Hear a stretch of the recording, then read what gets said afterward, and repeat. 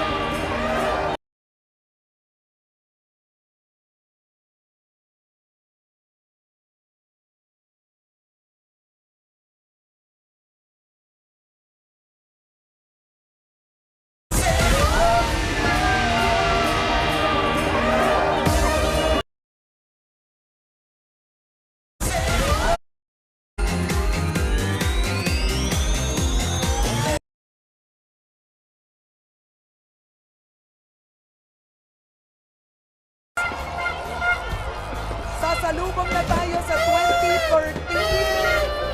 Alright, dito ang balloon burst ang inaantabayanan. Last 17 seconds. Wala na tayong ibang baso. Alright. Okay. 10, 9, 8, 7, Yan na. 5, 4, 5, 4, 2, 1. At ulit! Happy New Year!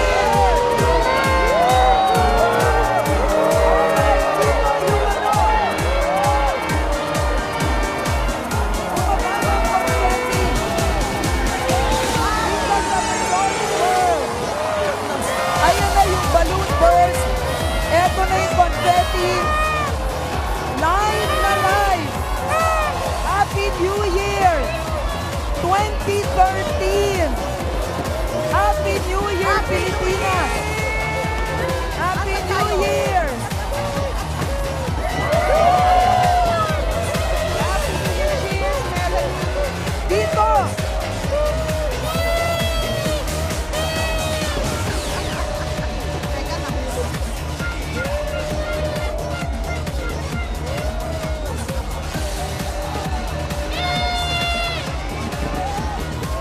Ayan na, tayo naman, tayo naman.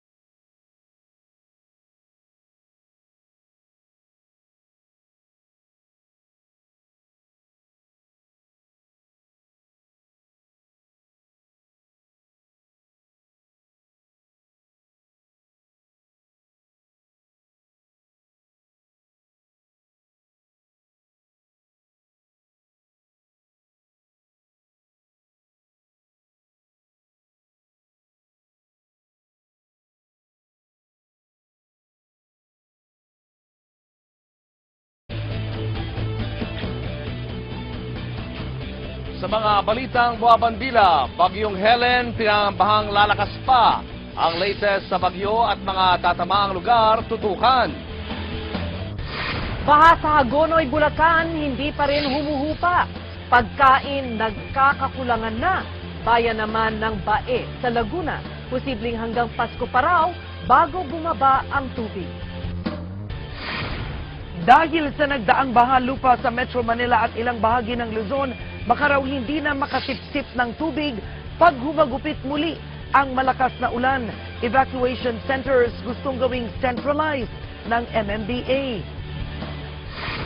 Pinanganak yung anak kong lalaki but he never left the hospital. Namatay ang dahilan paggamit ng misis ko ng contraceptives. There is no evidence that shows that link. Kanina, debate sa Senado ukol sa reproductive health bill, lalo pang uminit. Ngayon, mga obispo nagdaos ng misa kaugnay sa kontrobersyal na panukalang batas. Short list na mga nominado sa pagka-Chief Justice inilabas na. Justice Secretary Laila De Lima, bigong mapasama.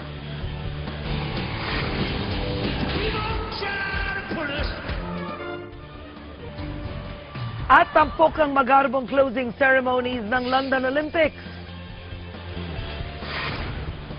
Tutukan pakikipagsapalaran ng 4 na gurong Pinay sa Amerika. Sentro ng bagong documentary ng direktor na si Ramona Diaz. At Glock 9, live